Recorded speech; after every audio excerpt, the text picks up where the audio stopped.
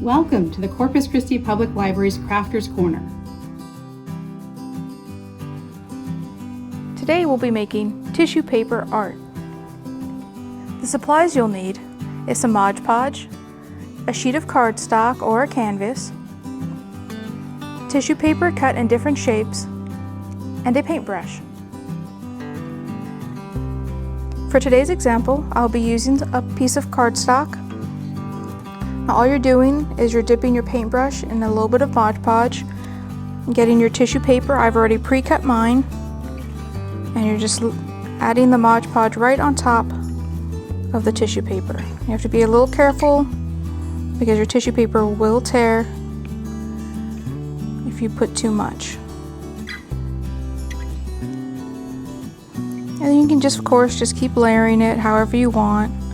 Go ahead and add a stripe over here. If it's too long, that's not a problem. You can just tear it. And you just keep going along, layering however you see fit, adding whatever shapes you'd like. You can be as creative as you'd like. And there you have your tissue paper art.